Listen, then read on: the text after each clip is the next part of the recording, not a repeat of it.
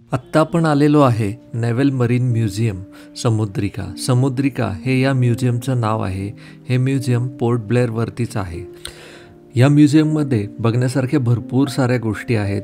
सगळ्यात महत्त्वाचं म्हणजे या म्युझियममध्ये इथे या आयलँड्सवरती जेवढ्या काही जाती प्रजाती आणि इथला जो काही इतिहास आहे तो आपल्याला इथे बघायला मिळतो.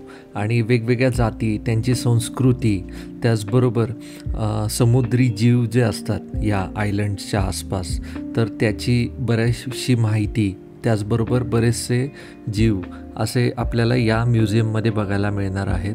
तर हे म्युझियम जे आहे हे बघायला साधारण 45 मिनिटाचा टाईम लागतो.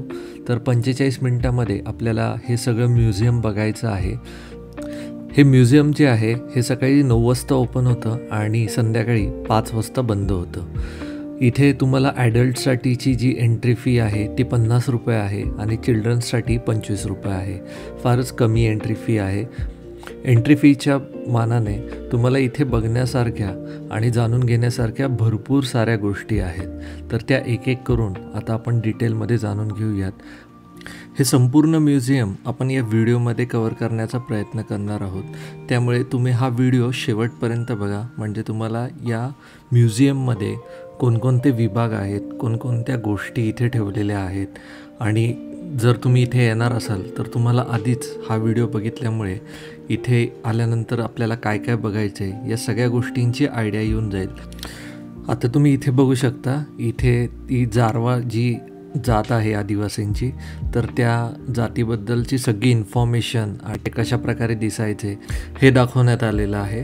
त्यानंतर राईट साईडला तर तुम्ही बघितलात जो एक मोठा माशाचा जो सांगाडा आहे तो ठेवण्यात आलेला आहे आणि अजून काही बऱ्याच गोष्टी आहेत राईट साईडला.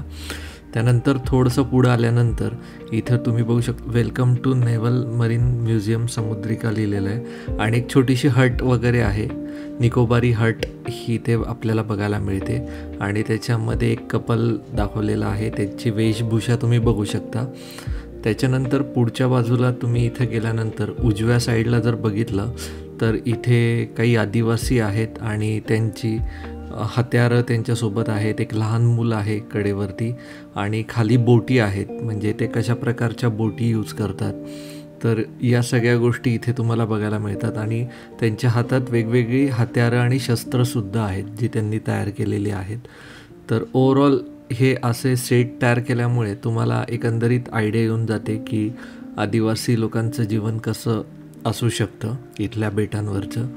त्याच्यानंतर आपण जसं जसं पुढे चाललो आहे तर इथे आता जे म्युझियम आहे 3 नंबरचं, तर त्या म्युझियमच्या रूममध्ये आपण चाललेलो आहे. आणि इथे वेगवेगळ्या प्रकारचे समुद्री जीव जे असतात आयलंडच्या आजूबाजूचे तर किंवा या एरियामधले, तर ते सगळे समुद्री जीव इथे तुम्हाला स्टोअर केलेले बघायला मिळतात. आणि त्याची सगळ्यांची इन्फॉर्मेशनसुद्धा व्यवस्थित त्यांनी दिलेली आहे, त्यामुळे ती इन्फॉर्मेशनसुद्धा तुम्ही व्यवस्थित वाचू शकता. खूप सुंदर असं डिस्प्ले केलेलं आहे त्यांनी. असे वेगवेगळे रूम्स आहेत इथे.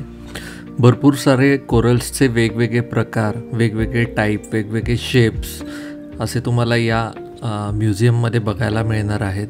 कारण एवढे सगळे प्रकार आणि एवढे सगळे वनस्पती असतील समुद्रातल्या, हे एकाच ठिकाणी तुम्हाला इथे बघायला मिळतं आहे. ओव्हरऑल हे म्युझियम जे आहे ते खूपच चांगल्या प्रकारे मेंटेन केलेलं आहे आणि डिस्प्लेसुद्धा खरंच खूप सुंदर आहेत. त्यामुळे तुम्ही नक्की हे म्युझियम बघा, तुम्हाला खरंच खूप आवडेल.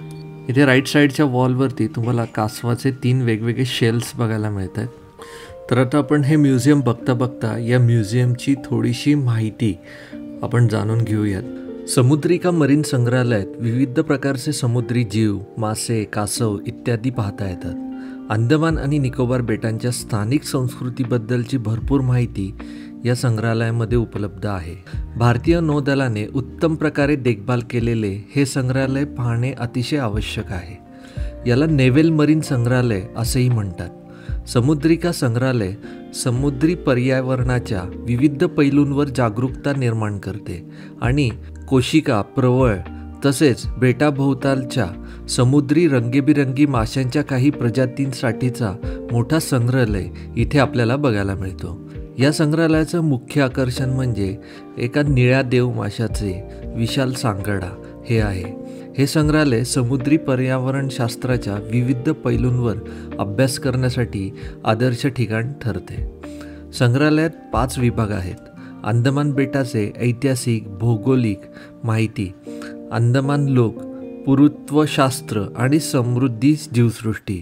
पहिल्या विभागात अंदमानमधील ज्वालामुखी, स्थानिक जमाती, लाकडी प्रकार, कीटक तसेच जंगलाचे प्रकार याबाबत माहिती दिली जाते.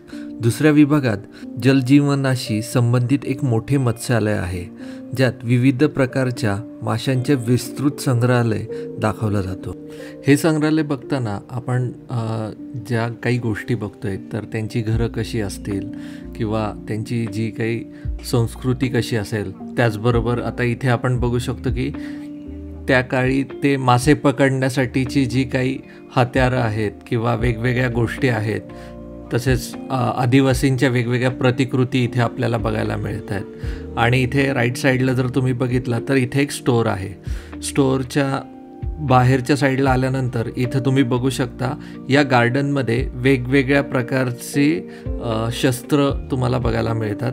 हे जे संग्रहालय आहे हे भारतीय नौदलाच्या ताब्यात असल्यामुळे आपल्याला इथे गार्डनमध्ये बघता येतं की या छोट्याशा गार्डनमध्ये नौदलाने आपली काही जी शस्त्र वगैरे आहेत तर ती इथे डिस्प्ले केलेली आहेत आणि त्याच्याबद्दलची सगळी माहितीसुद्धा तुम्हाला साईडच्या बोर्डवरती बघायला मिळते. तर या शस्त्रांच्या प्रतिकृती आहेत, काही खरी शस्त्रसुद्धा आहेत. तर हे तुम्ही इथे बघू शकता आणि काही ठिकाणी इथे सेल्फी पॉईंटसुद्धा केलेले बघायला मिळतात. आत्ता आपण गार्डनच्या मध्यभागावरती जो पाथवे आहे तर तिकडनं चाललेलो आहे. तिकडे मधल्या बाजूला तुम्ही बघू शकता एक मासा आहे आणि त्याच्यावरती एक जलपरी बसलेली दिसते आणि एक वॉटर बॉडी आहे तिथेच.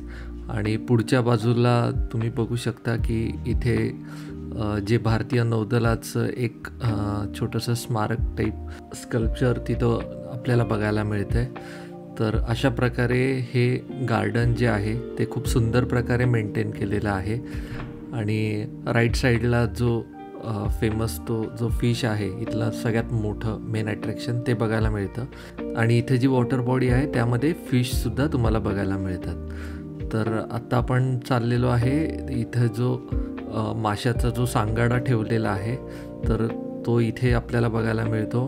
ब्ल्यू व्हेल जो आहे आणि त्याची सगळी इन्फॉर्मेशनसुद्धा इथे दिलेली आहे. तर अशा प्रकारे आपण या संग्रहालयामधल्या जेवढ्या गोष्टी आहेत इथे ठेवलेल्या त्या सगळ्या दाखवण्याचा प्रयत्न केलेला आहे. तर हे संग्रहालय जे आहे, जर तुम्ही इथे अंदमानवरती आला आणि पोर्ट ब्लेअरला जर तुम्ही थांबलेला असाल तर नक्की या संग्रहालयाला भेट द्यायला विसरू नका. खरंच खूप सुंदर संग्रहालय आहे.